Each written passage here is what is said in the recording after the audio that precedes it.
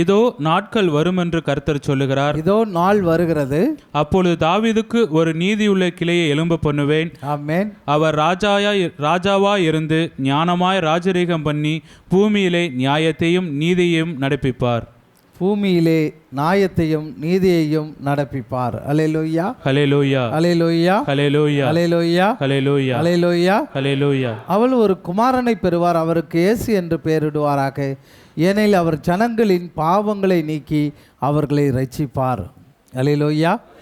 நம்மளுக்காக ஒரு மீட்பர் பிறக்கிறது, நம்முடைய பாவங்களை இரட்சிக்க.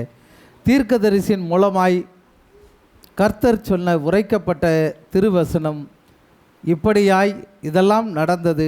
அவர் இதோ ஒரு கன்னி கர்ப்பவதி ஆகி ஒரு குமாரனை பெறுவாள், அவருக்கு இம்மானுவேல் என்று பெயரிடுவார். இம்மானுவேல் என்பதற்கு கடவுள் நம்மோடு இருக்கிறார் என்பது பொருள். அல்லேலூயா, ஹல்லேலூயா, அல்லேலூயா, ஹல்லேலூயா, அல்லேலூயா. ஹல்லேலூயா. அவருடைய சத்தம் தெருவிலே கேட்கப்பட மாட்டாது. அவர் சமாதான பிரபு, பிரின்ஸ் ஆஃப் பீஸ். அவர் கடவுளின் அவதாரமாக இருப்பார் அப்படின்னு. இன்கார்னேஷன்ஸ், கடவுளின் அவதாரமாக இருப்பார் அப்படின்னு. இந்த கிறிஸ்து என்பவர் கடவுள் என்கிற ஒரு 2 கேள்வி. கிறிஸ்மஸ் என்ன நடந்தது, எதற்காக நடந்தது, ஏன் நடந்தது, இந்த 2 கேள்வியை மட்டும் உங்களோட எதற்கு என்ன நடந்துச்சு இந்த கிறிஸ்மஸ், என்ன கிறிஸ்மஸ்னால் என்ன நடக்கிறது, அது என்ன நடந்தது அப்படிங்கிறத சொல்கிறதுக்கு கொஞ்சம் நேரமாயிரும். நேரம் இல்லை.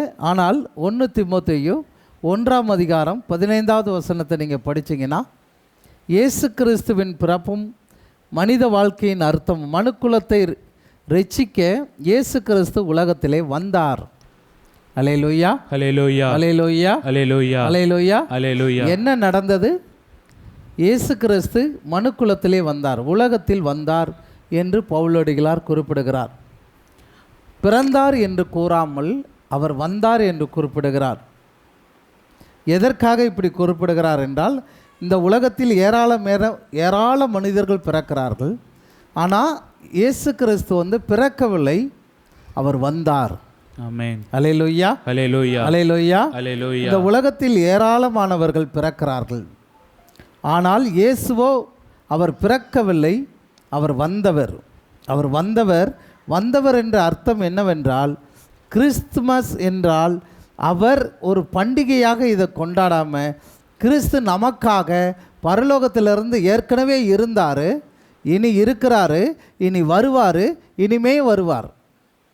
அல்லேலூயா, அல்லேலூயா, ஹல்லேலூயா. உலகத்திலே பிறக்கிறவர்கள் எல்லாரும் பிறந்ததிலிருந்து தான் வாழ ஆரம்பிக்கிறார்கள். ஆனால் இயேசு கிறிஸ்து ஏற்கனவே இருந்தார், அவர் மறுபடி வந்தார், மறுபடி போனார், மறுபடி வருவார். அல்லேலூயா, ஹல்லேலூயா. அவர் என்றென்றைக்கும் நம்மோடே இருக்கிறார். ஆமென். அல்லேலூயா, ஹல்லேலூயா, அல்லேலூயா. ஹல்லேலூயா. அதனால் தான் அவரது பிறப்பு நமக்கு மீட்பு. ஆமென். அல்லேலூயா, ஹல்லேலூயா, அல்லேலூயா, ஹல்லேலூயா, அல்லேலூயா, ஹல்லேலூயா, அல்லேலூயா. ஹல்லேலூயா. இயேசுவின் பிறப்பு அவருடைய வாழ்க்கையின் ஆரம்பம் அல்ல, அவர் பிறப்பின் மூலமாக இந்த உலகத்திற்கு வந்தவர். அதனால்தான் அவர்னால் இந்த உலகத்தில் பிறந்தவன் எல்லாரும் செத்தாகணும். பிறந்தா நீ செத்துடணும், பிறந்தவங்க எல்லாரும் சாகணும். அன்னை மரியாள் பிறந்தவர்கள் அல்ல, ஆனால் சினாபு அருளப்பர் பிறந்தவர். ஆமென். அல்லேலூயா, ஹல்லேலூயா, அல்லேலூயா. அதனால் அவர் செத்தார். ஆனால் அன்னை மரியாள் பிறந்தவர்கள் அல்ல, அவர்கள் வந்தவர்கள். ஆமென். அல்லேலூயா, ஹல்லேலூயா. வந்தவர்கள் போவார்கள், மறுபடி வருவார்கள். ஆனால் இவர்கள் எல்லாம் பிறந்தவர்கள் எல்லாரும் அந்த ஆதாமின் கரையால் ஆக்கப்பட்டவர்கள். கரை இல்லாதவர் இயேசு கிறிஸ்து ஆண்டவர், அவர் வந்தவர். அல்லேலூயா, ஹல்லேலூயா, அல்லேலூயா, ஹல்லேலூயா, அல்லேலூயா. ஹல்லேலூயா. யோவான் என்கிற அவருடைய சீடர் இதை குறித்து வேதாகமத்திலே நற்செய்தியாளன் யோவான் எழுதுகிறார். அவர் ஆதியாகமத்தில் 1வது அதிகாரத்தில் படித்தீங்கன்னா, யோவானுடைய நற்செய்தி 1ஆம் அதிகாரத்தில் படித்து பாருங்க. ஆதியிலே வார்த்தை இருந்தது, அந்த ஆதியிலே வார்த்தை இருந்தது, அந்த வார்த்தை தேவனிடத்தில் இருந்தது, அந்த வார்த்தை தேவனிடத்திலே இருந்தது, அந்த வார்த்தை தேவனாய் இருந்தது, அந்த வார்த்தை தேவனாய் இருந்தது. அல்லேலூயா, ஹல்லேலூயா, அல்லேலூயா, ஹல்லேலூயா. அது கடவுளாய் இருந்தது. அவர் ஆதியிலே தேவனோடு இருந்தார், ஆதியிலே அவர் தேவனோடு இருந்தார், சகலமும் அவர் மூலமாய் உண்டாயிற்று, அல்லேலூயா, உண்டானதொன்றும் அவரே அல்லாமல் உண்டாகவில்லை, அல்லேலூயா, அவருக்குள் ஜீவன் இருந்தது, அந்த ஜீவன் மனுஷருக்கு ஒளியாய் இருந்தது, அல்லேலூயா. அல்லேலூயா. அந்த மனிதருக்குள் ஒளியாக இருக்கும்படி ஒளியான தேவன் நமக்குள்ளே வந்தார். ஆமென், அல்லேலூயா. அல்லேலூயா. பாவங்களையும் கரைகளையும் குற்றங்களையும் குறைகளையும் போக்கும்படி இயேசு கிறிஸ்து நமக்கு இரட்சகராக வந்தார். ஆமென், அல்லேலூயா. அல்லேலூயா. ஆதியில் இருந்தவர், அவர் இருந்தவர், வந்தவராய் இருக்கிறார். அவர் பிறந்தவராய் இல்லை, அவர் வந்தவராய் இருக்கிறார். வந்தவரானதால் அவர் போனார். நான் போய் இன்னொருவரை அனுப்புகிறேன், அவர் போய்விட்டு மீண்டும் வருவார், அவர் எக்காலத்திலும் நம்மோடு இருக்கிறார். அல்லேலூயா, hallelujah, hallelujah, hallelujah, hallelujah, hallelujah, hallelujah, hallelujah, hallelujah, hallelujah, hallelujah, hallelujah, hallelujah, hallelujah, hallelujah, அல்லேலூயா. அவர் மாமிச சரீரத்திலே உலகத்திலே வந்திருக்கிறார் என்றும் ஒரு பக்கம் மாமிச உலகத்தில் மாமிச உடலோடு வந்தார். ஆதியிலே இருந்தவர் பிறப்பின் மூலமாக இவ்வுலகத்திலே பிரவேசித்தார் என்றும் எழுதுகிறார்கள். ரெண்டு வகையாக எழுதுகிறாங்க. ஒன்று எப்படி எழுதுகிறாங்கன்னா, ஆதியிலே அவர் இருந்தார், ஆனால் மாமிசமாக அவர் வந்தார். ஆதியில் அவர் இருந்தார், மாமிசமாய் வந்தார். அப்போ இருக்கிறவர் தான் வந்தாரே தவிர புதிதாய் அவர் மாறி வரவில்லை. நாமெல்லாம் ஒவ்வொரு தடவையும் மாறி மாறி பிறப்போம், மாறி மாறி வருவோம், மாறி மாறி நம்முடைய கேரக்டர் மாறிக்கிட்டே இருக்கும். அதனால் நிலையற்றவர்களாய் இருப்போம், அவரே நிலையானவராய் இருப்பார். இவர் வந்தால்தான் நாம் நிலையுள்ளவர்களாய் மாறுவோம். அல்லேலூயா, அல்லேலூயா, அல்லேலூயா, அல்லேலூயா. இந்த உலகத்திலே பிறக்கிற மற்றவர்களும் இவருக்கும் என்ன வித்தியாசம் என்றால், இவர் இயேசு கிறிஸ்து என்ற கிறிஸ்மஸ் என்பது ஒரு சாதாரண மனிதனுடைய பிறப்பை கொண்டாடுகிற திருநாள் அல்ல. அல்லேலூயா, அல்லேலூயா. கடவுளே மனிதனாக இந்த உலகத்திற்கு வந்ததை குறிக்கிற திருநாள். ஆமென், அல்லேலூயா, அல்லேலூயா. அது இயேசு கிறிஸ்துவின் பிறப்பு ஒரு சாதாரண மனிதனின் பிறப்பை போல தோன்றினாலும் அந்த பிறப்பு எல்லாமல்ல கடவுளின் உலகத்தின் பிரவேசம் என்பதுதான் அதன் முழு அர்த்தம். அல்லேலூயா. கடவுளே வானி நின்று பூமிக்கு இறங்கி வந்தார். அல்லேலூயா. அப்போ இதை போல எதிர்பாராமல் நடந்த ஒன்று இல்லை, இதெல்லாம் வேதாகமத்தில் எழுதப்பட்ட ஒன்று. எப்பெல்லாம் எழுதுனாங்கன்னா, நீங்கள் மீகா நூலில் 500 இயேசு கிறிஸ்து பிறப்பதற்கு 500 வருடங்களுக்கு முன்னால் மீகா நூலில் இயேசு கிறிஸ்து யூதயாவில் உள்ள பெத்லகேம் என்னும் ஊரில் அவர் பிறப்பார். இது மட்டும் இல்லாமல் இவரது புறப்படுதல் அனாதி நாட்களாய் பூர்வீகமாக இருக்குது. அவர் என்னைக்கு புறப்படுறாரோ அந்த நாள் மிகவும் பரிசுத்தமான நாளாக இருக்கும். அல்லேலூயா. பூமிக்கு ஒரு விடுதலை நாளாக இருக்கும். ஆதி முதல் இருந்து வருகிறவர் தான் உலகத்தில் வந்து பிறப்பார் என்பதை மீகா நூலில் 5ஆம் அதிகாரத்தில் 2வது வசனம் தெளிவாய் சொல்லுகிறது. அவர் ஆதியில் இருந்து அவர் உலகமெல்லாம் தோன்றுவதற்கு முன்னால் அவர் பிறந்து அனாதி நாட்களாய் இந்த பூமியிலே ஒரு மீட்பின் நாட்களாய், ஒரு இரட்சிப்பின் நாட்களாய், ஒரு விடிவெளியின் நாட்களாய் இருக்கும். எப்ரத்தா என்று எனப்பட்ட பெத்லகேமே, நீ யூதேயாவில் ஆயிரங்களுக்குள் சிறியதாய் இருந்தும் இஸ்ரவேலை ஆளப்போகிறவர் உன்னிடமிருந்து புறப்பட்டு என்னிடத்தில் வருவார். அவருடைய புறப்படுதல் அனாதி நாட்களாய் பூர்வத்தினுடையது. அல்லேலூயா, அல்லேலூயா, அல்லேலூயா, அல்லேலூயா. உலகமெல்லாம் அதுக்காண்டி காத்துக்கிட்டே கிடக்குது. அப்படிப்பட்ட காத்து கிடக்கிறவரை நாம் கொண்டாடுகிற நாமும் நம்முடைய உள்ளத்தில் அவர் பிறக்க வேண்டும் என்பது ஆண்டவருடைய விருப்பமாக இருந்து இது என்ன நடந்துச்சுங்கிறத நான் உங்களுக்கு சொல்லிகிட்டு இருக்கிறேன். எசையா என்கிற தீர்க்கதரிசி 800 ஆண்டுகளுக்கு முன்னால், மேகா 500 ஆண்டுகளுக்கு முன்னால் சொல்கிறாரு. தீர்க்கதரிசி என்ன சொல்லுகிறார்? 800 ஆண்டுகளுக்கு முன்னால் இதோ ஒரு கன்னி கர்ப்பவதியாகி ஒரு குமாரனை பெறுவாள், அவருக்கு இம்மானுவேல் என்று பெயரிடுவார். இந்த முன்னறிவிப்பை தான் கிறிஸ்து பிறந்த மத்தேயு நற்செய்தியாளர் நம்ம வாசம். அவர் இம்மானுவேல் என்றால் கடவுள் நம்மோடு கலக்கிற ஒரு அருமையான நாளை ஆண்டவர் கொடுத்திருக்கிறார். அல்லேலூயா, அல்லேலூயா, அல்லேலூயா, அல்லேலூயா. கிறிஸ்து பிறப்பை கொண்டாடுகிற நாம் அவரோடு கலக்கிற நாள். ஆமென், அல்லேலூயா, அல்லேலூயா. கிறிஸ்து இம்மானுவேல் என்றால் கடவுள் நம்மோடு, ஆமென், ஆண்டவர் நம்மோடு சேருகிற இந்த அற்புதத்தின் நாள். அல்லேலூயா, அல்லேலூயா, அல்லேலூயா, அல்லேலூயா. இம்மானுவேல் என்பதற்கு கடவுள் நம்மோடு இருக்கிறார். ஆமென். இம்மானுவேல் என்று சொன்னால் கடவுள் நம்மோடு இருக்கிறார். ஆமென். அல்லேலூயா. அல்லேலூயா. நம்மோடு இருப்பதற்காகத்தான் அவர் இரத்தத்தையும் தசையையும் நம் இரத்தத்தோடு கலக்க வைத்தார். ஆமென். நம்முடைய தசையோடு கலக்க வைத்தார். நம்முடையது அழுக்கானது, அசிங்கமானது, குறையுள்ளது, நிறைவுள்ளது தோன்றும்போது குறையுள்ளது மறைந்து போகும். அப்பொழுது நாம் அவராக மாறிவிடுவோம். இன்னும் நான் மாறிட வேண்டும், இயேசுவாக வாழ்ந்திடுவோம். அந்த வாழ்வை நமக்கு அவர் தருகிறார். அல்லேலூயா. Hallelujah. Hallelujah. Hallelujah. Hallelujah. Hallelujah. Hallelujah. Hallelujah. Hallelujah. அல்லேலூயா. அது மட்டுமல்லாமல் ஒரு கன்னி பெண்ணின் மூலமாக இவர் பிறந்தார். அல்லேலூயா. அல்லேலூயா. என்று வேதம் சொல்லுகிறது. மேலுமா இது முக்கியமாக ஒரு வார்த்தை சொல்லுது, மாமிச ரூபம் எடுத்து மனிதனாய் பிறந்தாலும் மனிதனுடைய பாவ சுவாபத்தின் கரைப்படாதவராய் பிறந்தார். ஆமென். அல்லேலூயா. அல்லேலூயா. அல்லேலூயா. அல்லேலூயா. இதில் நல்லா தெரிஞ்சுக்கணும், அவர் மனுஷ ரூபம் எடுத்தால் மனுஷ ரூபத்துக்குள் நுழையணும்னாலே அந்த ரூபமும் கரையில்லாததாக இருக்கணும். அதனால தான் அன்னை மரியாளை சொல்லுகிறார்கள், அன்னை மரியாள் கரைபட்டிருந்தால் இயேசு எந்த காலத்திலையும் கரைபட்டவர். அல்லேலூயா. அல்லேலூயா. இயேசு பிறந்த பின்னாடி அன்னை மரியாள் கரைபட்டாலும், அந்த சூசேப்பரோடு கூடி வாழ்ந்து அந்த மாதிரி கரைபட்டிருந்தாலும் அந்த அன்னை மரியாளின் இயேசுவும் கரைபட்டவராய் மாறிவிடுவார். ஆமென். அல்லேலூயா. அல்லேலூயா. பிறப்பு மட்டும் ரகசியமாய் அவர் அப்படி மாறுவார் என்றாலும் அந்த பிறப்பு அப்படி அமையாது. அல்லேலூயா. அல்லேலூயா. அல்லேலூயா. அல்லேலூயா. அல்லேலூயா. அல்லேலூயா. இயேசுவே நன்றி. இயேசுவே நன்றி. அப்ப ஒரு ஆணானவன் தான் வித்தை கொடுக்கிறவன். ஒரு ஆணுக்குள்ள இருந்தால் வித்தை கொடுத்து ஒரு பெண்ணானவள்கிட்ட கரு உருவாகும். அப்படிப்பட்ட வித்தையெல்லாம் நடக்காமல் இவர் தானாகவே பரிசுத்த ஆவியினால் அவர் பிரவேசித்தார். பரிசுத்த ஆவியானவர் அவர் மீது வந்தார். ரோமேயருக்கு எழுதின திருமுகம் 5ஆம் அதிகாரம் 12வது வசனம் சொல்லுகிறது, எல்லார் மீதும் அவர் வருவது ஆதாமின் மூலம் உலகத்திற்குள் பிரவேசித்து எல்லார் மீதும் அந்த பாவம் வந்தது.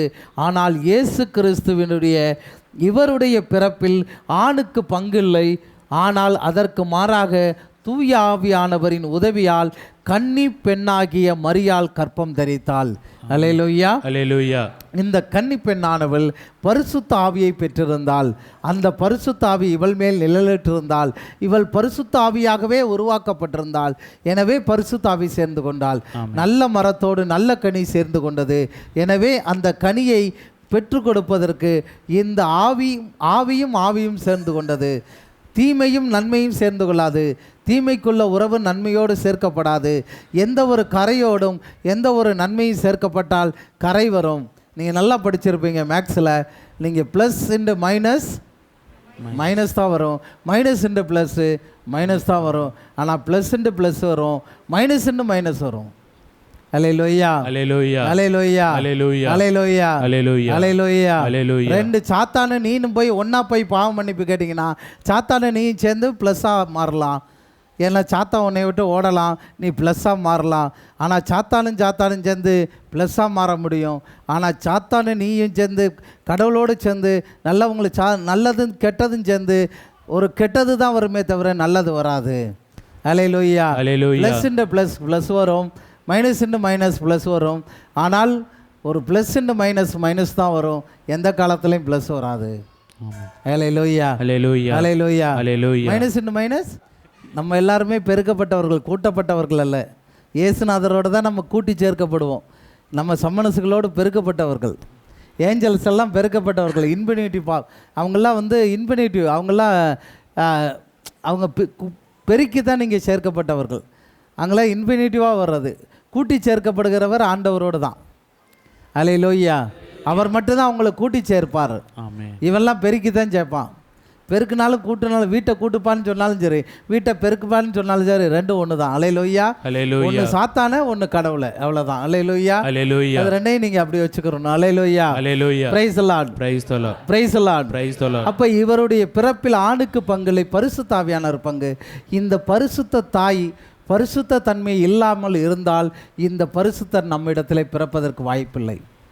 இன்றைக்கி சொல்கிறேன், நீங்கள் எந்த காலத்துலையும் சொல்கிறேன், எப்படிப்பட்ட உலகத்தில் பெரிய பாஸ்டராக இருந்தாலும் சரி, பெரிய அவன் கடவுளை நேரடியாக பார்த்தவன் சொன்னாலும் சரி, இந்த உலகத்திலே நான் தான் பைபிளை கரைச்சி குடித்தவனாக இருந்தாலும் சரி, அன்னை மரியாளை தெரியாத எவனுக்கும் பரலோகம் இல்லை.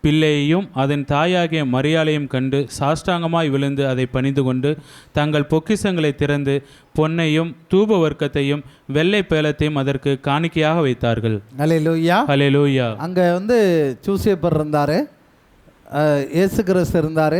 இன்னொன்று வந்து அங்கே இன்னொரு வசனம் இதில் எழுதியிருக்கோம், அங்கே மாட்டு தொழுவத்தில் அந்த இயேசுவை அந்த துணியில் பொதிந்து அவரை கிடத்தி இருக்க கண்டார்கள், மடியில் வைத்திருக்கல. அந்த வசனம் உங்களுக்கு முக்கியம்.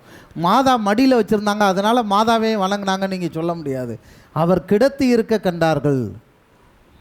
அந்த இதில் கிடத்தி இருக்கும்போது மாதாவையும் அவர்கள் வணங்கினார்கள். அல்லேலூயா, அல்லேலூயா, அல்லேலூயா, அல்லேலூயா, அல்லேலூயா, அல்லேலூயா. எதற்காக இந்த வரியை சொல்கிறேன் என்றால், அன்னை மரியாள் யார் என்று அவர்கள் அறிந்திருந்தார்கள். அல்லேலூயா. இன்றைக்கு வேத வசனத்திலே கடவுளை தேடுகிறவர்கள், கடவுளுடைய வார்த்தையிலே கடவுளை தேடுகிறவர்கள், கடவுளை படித்து வேதத்தை படித்து கடவுள் உயிரோடு இருக்கிறார் என்று அற்புத அடையாளம் செய்கிறவர்கள் எல்லாம் இப்படித்தான் ஒரு பொய்யான ஒரு கற்பனைகளை இந்த உலகத்தில் தள்ளி கொண்டு இருக்கிறார்கள். இவர்களெல்லாம் அந்த தாயை ஏற்றுக்கொள்ளாத யாரும், தாயை கண்டுபிடிக்க முடியாத யாருமே அந்த இயேசுவை கண்டுபிடிக்க முடியாதவர்களே. இயேசுவின் பிறப்பு அவர்களுக்கு ஒரு ட்ராமா, இயேசுவின் பிறப்பு அவர்களுக்கு ஒரு ஏமாற்று வேலை, இயேசுவை வைத்து இந்த உலகத்தை நாடகம் நடிக்கிற வேலை. ஆனால் நாமெல்லாம் அப்படி அல்ல, அந்த தாயோடு சேர்ந்த தாயின் பிள்ளைகளாக இருக்கிறோம். ஆமென். அல்லேலூயா, hallelujah, hallelujah, hallelujah, hallelujah, hallelujah, hallelujah, hallelujah, hallelujah, hallelujah, hallelujah, hallelujah, hallelujah. அல்லேலூயா. இந்த எகிப்திலே இந்த ஸ்டாருக்கும் இயேசுநாதருக்கும் ஒரு தொடர்பு இருக்குது. எகிப்தில் மறுபடியும் குழந்தைய கொன்றுவான். இந்த கதையில் படிச்சிங்கன்னா அங்கேருந்து அவன் 2 வயசுக்கு இவங்க திரும்பி போக மாட்டாங்க, 2 வயசுக்கு உட்பட்ட ஆண் குழந்தையெல்லாம் கொல்றதுக்கு அவன் சட்டம் போட்டுருவான். அப்படி இருக்கும்போது அங்கேருந்து 2 வயசுக்கு உட்பட்ட குழந்தைகளை கொல்லும்போது எகிப்துக்கு ஓடிப்போக ஆண்டவர் சொல்லுவார் யோசேப்புக்கு கனவுல தோண்டி. யோசேப்பு ஏன் எகிப்துக்கு ஓடி போனான் அப்படின்னா, அதுக்கு முன்னாடி ஒரு பழைய ஒரு நிழல் இருக்குது. எகிப்தில் யோசேப்புன்னு இன்னொரு யோசேப்பு இருந்தார். அவர் அந்த நாட்டுக்கு அரசராக இருந்தார். அந்த நாட்டில் போய் ராஜாவாக இருந்தாங்க. அடிமைத்தனத்தில் இருக்கப்பட்ட அவர்களெல்லாம் அங்கே போய் உணவுக்காக பஞ்சம் போட்டு அடிமைத்தனமாக போனாங்க. அவர் வந்து அங்கே ராஜாவாக்கப்பட்டார். அங்கே இருக்கப்பட்ட இளவரசராக்கப்பட்டு அங்கேருந்து கல்யாணம் செஞ்சு அங்கே இருந்துட்டு மக்களெல்லாம் அடிமைத்தனம் பண்ணப்பட்டு எகிப்திலிருந்து அவங்க கானான் தேசத்திற்கு அழைத்து கொள்ளப்பட்டார்கள். அது ஒரு வகையான நிழல். அதே போல் இயேசு கிறிஸ்து அந்த எகிப்துக்கு அங்கே ஓடி போய் அங்கே வந்து ஒரு பிசாசுக்களுடைய ஊருக்குள்ளே, ஒரு பாவம் நிறைந்த ஊருக்குள்ளே, ஒரு துன்பம் நிறைந்த ஊருக்குள்ளே, அவர் சாத்தானுக்குள்ளேயே கடவுள் யாருன்னு கண்டுபிடிக்க முடியாதபடிக்கு அங்கே போய் இருந்தார். அல்லேலூயா. அந்த இடத்துலேருந்து மீண்டும் அழைத்து கொண்டார். அவர் அப்படி வரும்போது அவன் பயந்துட்டு அவன் கலிலேயாவுக்கு பக்கத்தில் இருக்க நாசரேத் என்னும் ஊரில் இயேசு கிறிஸ்து வந்து தாயார்களும் வந்து இருந்தார்கள். அல்லேலூயா, அல்லேலூயா, அல்லேலூயா, அல்லேலூயா, அல்லேலூயா. அல்லேலூயா. எரேமியா 31ஆம் அதிகாரம் 15வது வசனத்தில் பார்த்தீங்கன்னா, ராக்கேல் தன்னுடைய குழந்தைக்காக அழுது கொண்டிருக்காள். ராமா என்ற ஊரில் ஒரே அழுகை சத்தம். ராமா என்கிற ஊரை யார் ஆண்டது என்றால் ஏரோது ஆண்டு கொண்டு இருக்கிறான். அவன் ஊருக்குள்ளே அப்படி குழந்தை பிறந்திருக்காதுன்னு அவன் நினச்சேன். அந்த ஊருக்குள்ளேயும் அவன் வந்து பிறக்க வச்சான். இந்த ராமா யார் என்றால், ராக்கேல் தன் குழந்தைக்காக அழுதாள் என்றால், ராக்கேல் வந்து அந்த ஜேக்கப் என்று சொல்லப்படுகிறவனுடைய மனைவியாக இருக்கப்பட்டாள். இந்த ஜேக்கப்புக்கு மனைவியாக இருக்கப்பட்டவள் இடையில இறக்கப்பட்டாள். இடையில இறக்கப்பட்ட ஒரு இடத்துல அடக்கம் செய்யப்பட்டாள். அந்த அடக்கம் செய்யப்பட்டவளுடைய இருள இருக்கப்பட்டவ அந்த இடத்துல இருந்து அந்த குழந்தைகளெல்லாம் அந்த ராக்கேல் தன்னுடைய குழந்தைகளுக்காக அழுதாள். தன் குழந்தைகளை காக்கும்படி அழுகப்பட்டால் அந்த அழுகையின் கண்ணீர்கள் இங்கே கூக்குரலாக கேட்கப்பட்டது. அல்லேலூயா, அல்லேலூயா, அல்லேலூயா, அல்லேலூயா, அல்லேலூயா. அல்லேலூயா. அவரை காக்க இவருக்குள்ளிருந்து ஒரு வழியாக, அது வேற ஒரு ரகசியம், எனக்கு இப்போதைக்கு நேரம் இல்லை, அதெல்லாம் சொல்லி தர்றதுக்கு ஒன்றும் நேரம் கிடையாது. இப்போ நீங்கள் தெரிஞ்சுக்கிற வேண்டியதெல்லாம், ஆண்டவராகிய கடவுள் அந்த வித்தை அன்னைக்கு ஆதியாகமம் 3ஆம் அதிகாரம் 15வது வசனத்தில், உனக்கும் வித்துக்கும் உன் வித்துக்கும் அவள் வித்துக்கும் பகையை உண்டாக்குவேன். அந்த சாத்தானுக்கு ஒரு பகையை உண்டாக்கி இந்த பூமியிலே அவர் வரச் செய்தார். கரையோடு இருக்கும் பெண்ணோடு இவர் பிறந்தார் என்றால் அந்த பெண்ணோடு கரையாக்கி திருப்பி அவரோடு பிறந்திருந்து சூசேப்பரோடு போய் வாழ்ந்தா, சூசேப்பர் தொட்டார் என்றால் சூசேப்பர் செத்தே போயிருப்பார். இந்த பெண்ணை கடைசி நாள் வரை அவரை கடவுளின் தாயாகவே அவர் பார்த்தார், அவர் கடவுளின் தாயாகவே அவர் நோக்கினார். எனவே தான் திருச்சபை அவரை எல்லா நீதிமான்களின் உத்தம நீதிமான் என்று சொல்கிறது. ஆமென். அல்லேலூயா, அல்லேலூயா, அல்லேலூயா, அல்லேலூயா, அல்லேலூயா. அல்லேலூயா. அவரை இயேசுவுக்கு அடுத்தபடியாக தேவதாய்க்கு அடுத்த பொசிஷனில் வச்சு திருச்சபை பார்க்கிறது. ஆமென். ஏனென்றால் அந்த தாயை பாதுகாக்கிற ஒரு பொறுப்பை அவர் பெற்றிருந்தார், கற்பை காணிக்கையாக கொடுத்திருந்தார். என்னால் ஒரு படத்தை போட்டிருந்தாங்க, வேதனைக்குரிய நிகழ்ச்சி. கத்தோலிக்க திருமறையில் இப்படியெல்லாம் ஒரு சினிமா படம் எடுத்து ஒரு கற்பவதியாக இருக்கிறது சூசேப்பர் அப்படியே கட்டி பிடிச்சது மாதிரி ஒரு படத்தை போட்டப்போ அதெல்லாம் ஒரு அநாகரிகமான செயல். ஏன்னா அப்படி உன்னுடைய இச்சைக்கு உன்னுடைய ஏற்றது மாதிரி நீ படம் போடுறதுக்கெல்லாம் நீ அப்படி அந்த படத்தையெல்லாம் போடுறது, அவங்க அப்படிப்பட்டவர்கள் அல்ல. இயேசு அப்படிப்பட்டவர் அல்ல, தேவதாய் அப்படிப்பட்டவர் அல்ல, சூசேப்பர் அப்படிப்பட்டவர் அல்ல. நீங்கள் ஏன் இப்படிப்பட்ட அசிங்கத்தை உங்களுடைய சிந்தைகளிலே வைத்து நீங்கள் இப்படி ஏன் படம் போடுகிறீர்கள்? உங்களுடைய எண்ணங்கள் தாறுமாறாக இருக்குது அப்படின்னு. கிறிஸ்து இப்படிப்பட்ட எண்ணத்தோடு நமக்குள்ளே பிறக்கக்கூடாது. எனவே தான் தூய்மை இல்லாத தன்மை நமக்குள்ளே இருக்குது. அல்லேலூயா, hallelujah, hallelujah, hallelujah, hallelujah, hallelujah, hallelujah, hallelujah, hallelujah, hallelujah, hallelujah, hallelujah, hallelujah, hallelujah, hallelujah, hallelujah, hallelujah, hallelujah, அல்லேலூயா. இயேசுவே நன்றி, இயேசுவே நன்றி, இயேசுவே நன்றி, இயேசுவே நன்றி, இயேசுவே நன்றி, இயேசுவே நன்றி, இயேசுவே நன்றி, இயேசுவே நன்றி, இயேசுவே நன்றி, இயேசுவே நன்றி, இயேசுவே நன்றி, இயேசுவே நன்றி. அப்ப இயேசு கிறிஸ்து பிறப்பதைக் கண்டு அந்த பிள்ளையை குறித்து தங்களுக்கு சொல்லப்பட்ட செய்தியை யார் பிரபலப்படுத்தினார்கள் என்றால் இந்த இடையர்கள் தான் பிரபலப்படுத்தினார்கள். ஏன் இடையர்களுக்கு காட்சி கொடுத்தார்? ஃபாதர் கூட என்ற ஒரு கேள்வி கேட்டார். இடையர்களுக்கு ஏன் காட்சி கொடுத்தார்? இடையர்களுக்கு ஏன் ஆண்டவர் காட்சி, யாருக்காவது காட்சி கொடுத்துருக்கலாம்ல அப்படின்னு. இடையர்கள் என்பவர் அங்கங்கே போய் கடை போடுறவங்க, ஊராக போவாங்க. அவங்கள்ட்ட ஒரு மெசேஜ் அந்த ஊரில் எப்படிப்பா இருக்குது, மழை தண்ணியெல்லாம் எப்படி இருக்குன்னு கேட்பாங்க. அப்போ இடையர்கள் சொல்லுவாங்க, அங்கே நல்லா இருக்குப்பா, அங்கே இப்படிப்பா கலவரம், இந்த வீட்டில் இப்படிப்பா சண்டை, அந்த வீட்டில் இப்படிப்பா சண்டை, இந்த மாதிரி மெசேஜ் பரப்புறதுக்கு பயன்படுத்துவாங்க. அதனால் அந்த இடையர்கள் மத்தியில் அவர்கள் போய் அந்த பரவசம் அடைந்து ஊரெல்லாம் ஆண்டவரை பற்றி, ஆண்டவர் ஒருத்தர் பிறந்திருக்கிறாருன்னு சொல்லிக்கிட்டே போனாங்களாம். அல்லேலூயா, hallelujah, hallelujah, hallelujah, hallelujah, hallelujah, அல்லேலூயா. இயேசுவே நன்றி, இயேசுவே நன்றி, இயேசுவே நன்றி, இயேசுவே நன்றி. இப்போ இன்னொன்று, இந்த கிறிஸ்மஸ் ஏன் நடந்தது? இப்போ எதுக்கு கிறிஸ்மஸ் என்ன நடந்ததுன்னு சொன்னேன், ஏன் நடந்தது? இப்போ என்ன நடந்ததுன்னு உங்களுக்கு அது என்ன நடந்ததுன்னு பைபிளில் இருந்து சொல்லியாச்சு. ஏன் நடந்தது, எதற்காக இயேசு, என்ன நடந்தது, ஏன் நடந்தது? கிறிஸ்மஸ் என்பது கடவுளே மனிதனாக இந்த உலகிற்கு வந்த ஒரு சம்பவம் என்பதை பார்த்தோம். அதானே பார்த்தோம். ஏன் அவர் வந்தார்? அவர் மனுக்குலத்தை ரட்சிக்க மனிதனாக பூமிக்கு வந்தார் என்று வேதம் சொல்லுது. அப்படி தானே சொல்லுது. என்னப்பா பதிலே சொல்ல மாட்டேங்கிறீங்க? அல்லேலூயா, அல்லேலூயா. அப்போ மனுக்குலத்திற்கு ஏன் ரட்சிப்பு தேவை? அடுத்தது, மனுக்குலத்தில் இருந்த பிரச்சனை என்ன, மனுக்குலத்தில் நடந்த பிரச்சனை என்ன, இதுதான் நாம் தெரிந்து கொள்ள வேண்டும். மனுக்குலத்துக்கு ரட்சிப்பு தேவைக்காக வந்தார். மனுக்குலத்தில் இருந்த அந்த பிரச்சனை என்ன அப்படின்னு. கடவுள் எல்லாவற்றையும் மனிதனுக்காக உண்டாக்கினார். முதல்ல படித்தோம், கடவுள் எல்லாத்தையும் படைத்தது யாருக்காக? மனிதனுக்காக. ஆனால் மனுஷனை எதுக்காக படைச்சாரு? அவருக்காக படைச்சார். அல்லேலூயா, அல்லேலூயா. ஆனால் மனிதனையோ அவர் தமக்காக உண்டாக்கினார். அது மட்டும் இல்லை, அவனை தமது சாயலாகவும் தமது பாவனையாகவும் படைத்தார். தன்னை மாதிரியே இருக்கிறது மாதிரி படைத்தார். அது மட்டும் இல்லாமல் அவனோடு ஐக்கியம் கொண்டு அவனோடு நெருங்கி வாழ்வதற்காகத்தான் நாம் அவரோடு நெருங்கி வாழணும், அவரோடு இருக்கணும், அவருக்குள்ளே வாழணுங்கிறதான் ஃபாதர் சொன்னார். பார்த்தீங்களா, நாம் கடவுளோடு ஒன்றித்து இருக்கணும் அப்படின்னு. கடவுள் நம்மோடு இந்த பிறந்ததே அதான், அவர் நம்மோடு இருக்கணுங்கிறதுக்காக. நம்ம பிரிச்சுட்டு வந்துட்டோம், அந்த பிரித்ததை சேர்க்கறதுக்காக அவர் எல்லாத்தையும் படைத்து நமக்கு தந்தார். ஆனால் நம்ம என்ன செஞ்சிட்டோன்னா, நம்மளை மட்டும் அவருக்காக அவரோடு இருக்கிறதுக்காக படைத்தார்.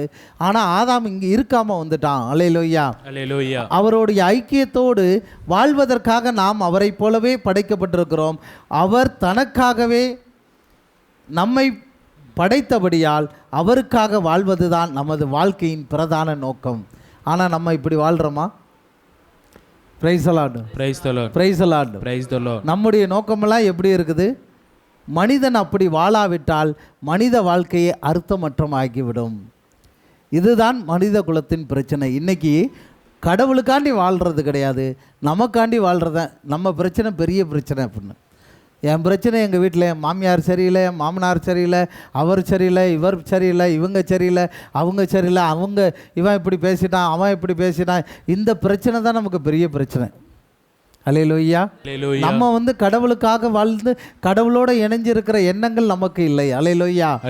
மனிதன் இன்றைக்கு இந்த விதத்தில் வாழ்கிறதில்ல. இப்படி வாழணும், இப்படித்தான் கடவுளோட வாழணுங்கிறத விட்டுவிட்டான். அவன் பார்த்துக்க, இவன் பார்த்துக்க, அந்த ஆள் பார்த்துக்க, இந்த ஆள் பார்த்துக்கன்னு எந்த ஆளும் பார்க்க மாட்டான். மனிதன் எப்படி பார்க்க முடியும்? கடவுள் மட்டுமே உன்னை பார்க்க முடியும். புனிதர்களை நீ நம்பிக்கோ, நல்ல புனிதர்கள் மாதிரி வாழு. அதுதான் சொல்கிறேன். அந்தோனியார் மாதிரி வாழு, செவத்தியார் மாதிரி வாழு, சவரியார் மாதிரி வாழு, யார் மாதிரியாவது வாழு. ஆனால் நீ கடவுளோடு வாழு. அவர்கள் வாழ்ந்தார்கள், நீ வாழாவிட்டால் உனக்கு வாழாவெட்டி. அவர் மனவாள, நீ அவர் என்ன நினைக்கிறேன்னா, நீ ஒரு பக்கம் போகிற, அவர் ஒரு பக்கம் போகிறார். அல்லேலூயா, அல்லேலூயா, அல்லேலூயா. இன்னைக்கு மனிதன் எப்படி இருக்கிறான் என்றால், உன்னுடைய வாழ்க்கையின் அர்த்தம் என்ன? நீ எதுக்காண்டி வாழ்கிற? ஏன் வாழ்கிற? எதையாவது கேட்டால் நீ என்னத்துக்காக வாழ்கிற? கடவுளுடைய ஐக்கியம் கொள்ளும்படியாகவே, அவனுடைய நோக்கங்களுக்காகவே வாழ்கிறேன் என்று சொல்கிறவர்களை பார்க்கணுன்னா ரொம்ப ரொம்ப கம்மி. ஆண்டவரை தேடிக்கிட்டு இருக்க நம்மளையெல்லாம் பார்த்தா கோமாளிகள்ன்றவாங்க. என்ன உங்களுக்கு வேலை வெட்டி இல்லையாடா, எப்போ பார்த்தாலும் கடவுளே கடவுளேன்றீங்க அப்படின்னு. நம்மளை பார்த்தா அவங்களுக்கு ஏமாளி மாதிரி தெரியும். அல்லேலூயா, அல்லேலூயா, அல்லேலூயா, அல்லேலூயா. அவங்க வாழ்வின் நோக்கமாக கொண்டு வாழ்ந்து கடவுளை தான் நோக்கணும் அப்படிங்கிற நோக்கத்தை விட்டுட்டு இந்த உலகத்தில் காசு வேணும், பணம் வேணும், வேலை வேணும், வெட்டி வேணும், இதுக்காண்டி கஷ்டப்படு. என்னப்பா அமெரிக்கா போயிட்டியா, லண்டன் போயிட்டியா, இங்கே இருக்கியா, ரைட், எவ்வளோ சம்பாரிச்சா அப்படின்னு. அங்கே ஒரு கதை படித்தேன் இன்றைக்கி, வேதனையான ஒரு நிகழ்ச்சி. அந்த கதையில் நான் படித்த அந்த நிகழ்ச்சி, ஒரு தாத்தா இருந்தாராம். இந்த கதை என்னென்னா, ஒரு தாத்தா வந்தாராம். ஒருத்தன் ஒரு பெட்டி போட்டிருந்தார். டெய்லி போய் அதில் போய் அதில் பேப்பரை போட்டு போவானாம். கொஞ்ச நாள் கழித்து பெட்டியை எடுத்துட்டாராம். அப்போ உடனே அந்த பெட்டியில் காலிங் பெல் அடித்து அந்த வீட்டுக்காரரை கூப்பிட்டு, இங்கே போட்டிருந்த பெட்டி எங்கே, அந்த பேப்பர் போடுற பெட்டியை ஏன் எடுத்தீங்க அப்படின்னு. பெட்டியை வைங்க, நான் இனிமேல் அந்த பெட்டியில் போடணும். இல்லைப்பா, நீ டெய்லி இந்த காலிங் பெல்லை எனக்கு அழுத்திடு அப்படின்னு. காலிங் பெல்லை அழுத்தி என்கிட்ட பெட்டியை கொண்டாந்து, நான் பெட்டியை வைக்க முடியாதுப்பா அப்படின்னா இருக்கு, நீ வச்சிரு, நான் வேணா இன்னும் ஒரு 500 ரூபா தரேன் அப்படின்னு. ஆண்டவருடைய ஒரு ஐக்கியம் வேணும். ஒரு ஐக்கியத்தோடு கடவுளுடன் ஐக்கியம் கொள்ளும்படியாகவே, அவருடைய நோக்கங்களுக்காகவே வாழ்கிறேன் என்று சொல்பவர்களை இன்றைக்கி பார்க்க முடியல.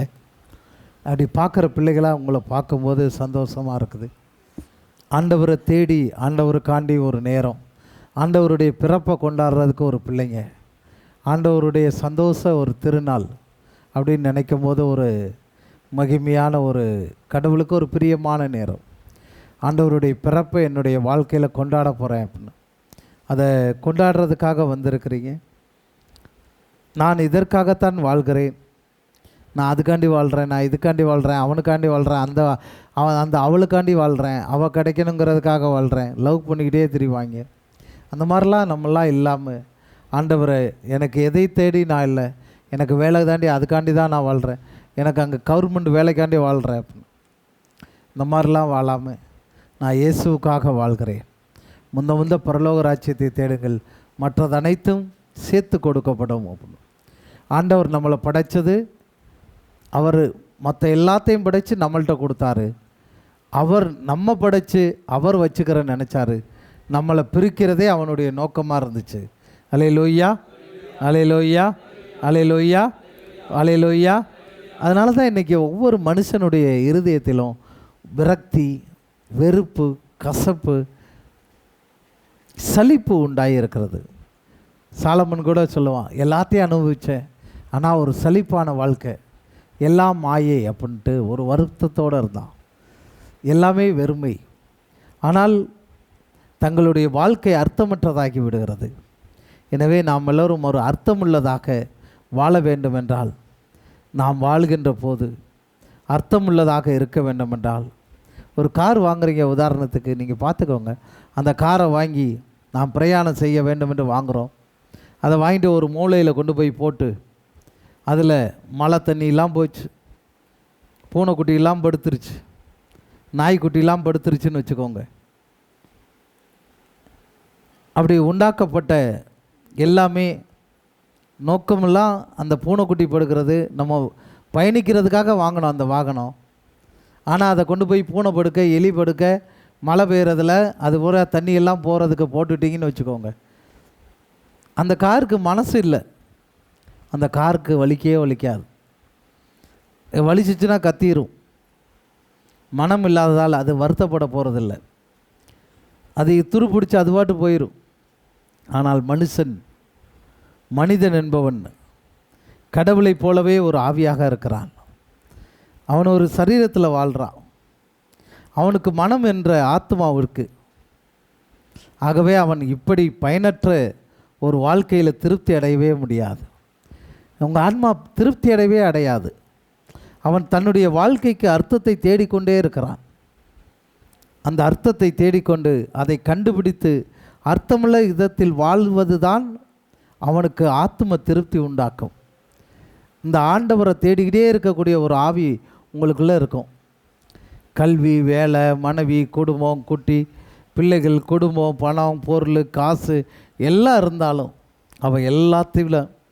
அவைகளெல்லாம் மட்டும் அவனுக்கு திருப்தி கொடுக்காது. அவனுக்கு எது திருப்தி கொடுக்கும் என்றால், தன்னை உண்டாக்கின கடவுளோடு ஆழ்ந்த உறவு அவனுக்கு இருந்தால்தான் அவன் தன்னுடைய வாழ்க்கையின் நோக்கத்தை அறிந்து கொள்ள முடியும்.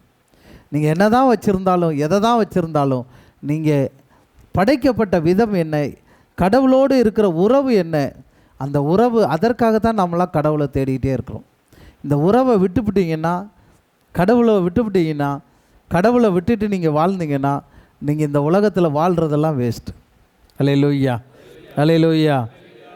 அதனால் என்ன செய்யணும்னா, கடவுளோடு ஆழ்ந்த உறவு அவனுக்கு இருந்தால்தான் அவன் தன்னுடைய வாழ்க்கையின் நோக்கத்தை, எதற்காண்டி படைக்கப்பட்டோங்கிற அந்த நோக்கத்தை கண்டுபிடிக்க முடியும்.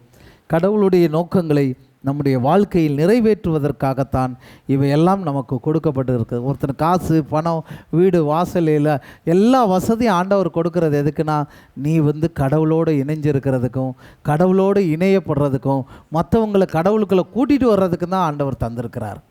அல்லேலூயா, அல்லேலூயா.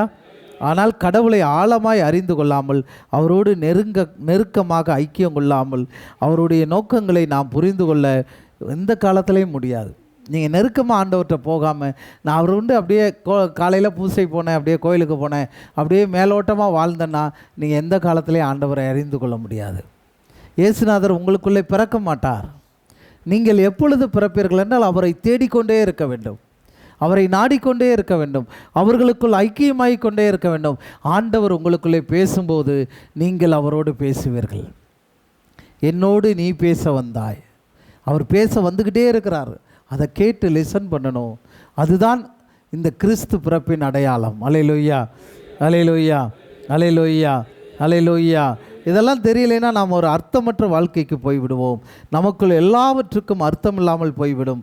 எனவே எல்லாவற்றிடமிருந்து கடவுள் நம்முடைய வாழ்க்கையில் பிரதானமாக இருக்கணும். எல்லாத்தையும் விட முதலாவது கடவுளுக்கு கொடுக்கணும். அல்லேலூயா.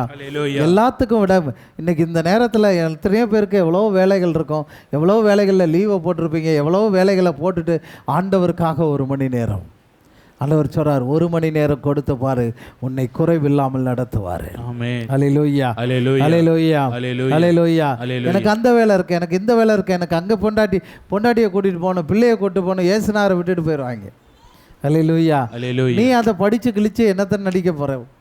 ஆண்டவருக்காக நேரத்தை ஒதுக்காத நீ 1 மணி நேரம் எதையோ ஒரு வேலையை செய்கிற. ஆண்டவருக்காக 1 மணி நேரம் உங்களை கொடுக்கும்போது இயேசு உங்களுக்குள் பிறப்பது நிச்சயம். அல்லேலூயா. மனிதன் எப்படி எந்த நிலையில் இருந்தான், எந்த நிலையிலிருந்து வந்தான்? அவன் கடவுளால் படைக்கப்பட்டு உலகில் முதல் மனிதனாக வந்த ஆதாம் எல்லாத்தையும் ஆண்டவர் அவன் மனமோனபடி நடக்க ஆரம்பித்த உடனே தான் ஆண்டவர் அவனை விட்டுட்டார். அதுக்கடுத்து கடவுள் தன்னுடைய வாழ்க்கையிலே இருந்து விலகி வைத்து அவனுக்கு தன் வாழ்வில் இடம் கொடுக்க மறுத்து விட்டான். ஆண்டவரை மீட்டிட்டு விட்டுட்டு பிசாசோடு சேர்ந்தான். இதுதான் மனிதன் செய்த முதல் பாவம். இந்த பாவத்தின் விளைவாக ஆதாம் வம்சமாகிய மனித குலம் முழுவதும் இன்றைக்கு சகல தீமையாலும் நிறைந்து வாழ்கிறது. இந்த தீமை பாதிக்கப்பட்டதால் தான் கடவுள் நமக்கு அவசியம் என்கிற நம்முடைய உள்ளம் சொல்கிறது. இப்படி தீமை ஆயிட்டோம், கடவுளை விட்டுட்டு வந்துட்டோம், ஆதாம் வந்ததுனால மொத்தமாகவே தீமையாயிடுச்சு. இப்போ நமக்கு கடவுள் தேவை. அதனால தான் கடவுளே மனுஷனாக வந்திருக்கிறாரு.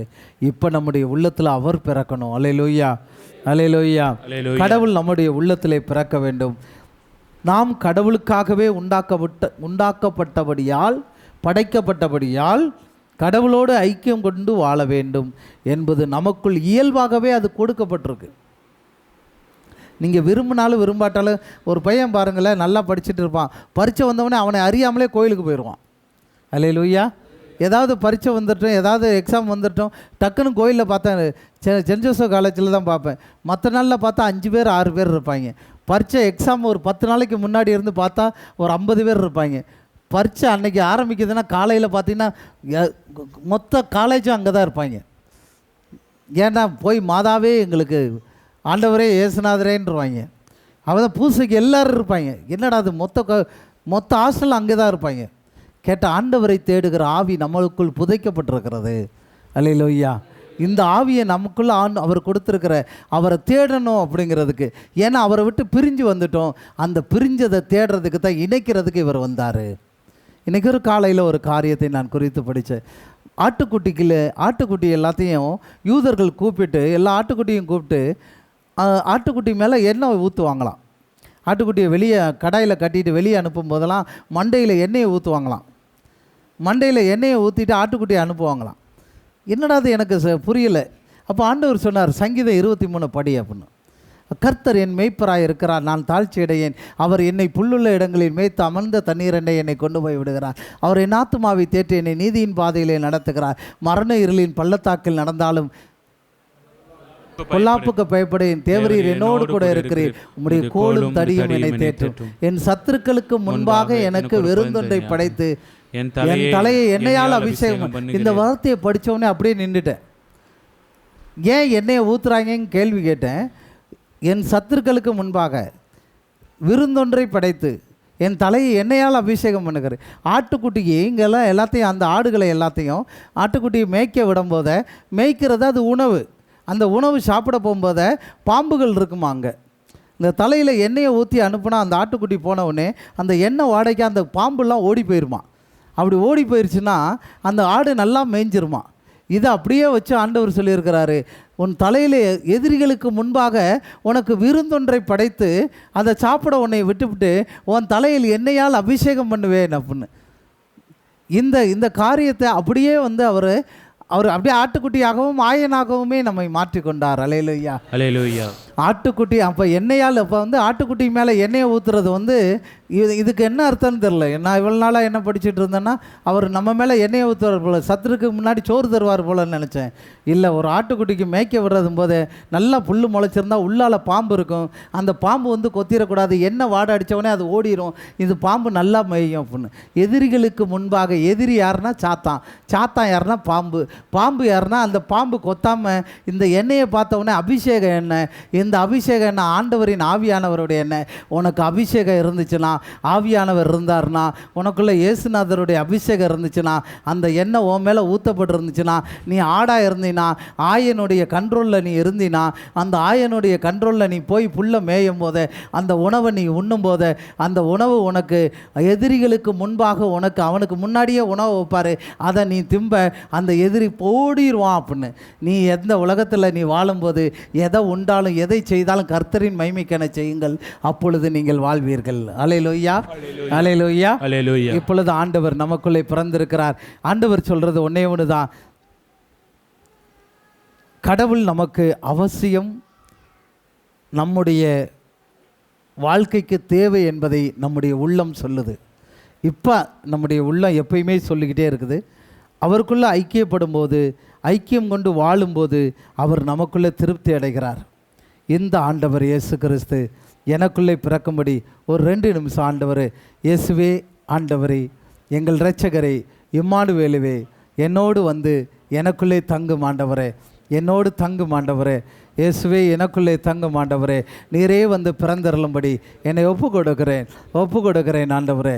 எல்லோரும் கரங்களை விரித்த ஆண்டவர் இயேசு பாலகன் எனக்குள் வர வேண்டும் என்று, மறுரூபமாக வேண்டும் என்று, என் இயேசு உன்னை தேடுகிறார்.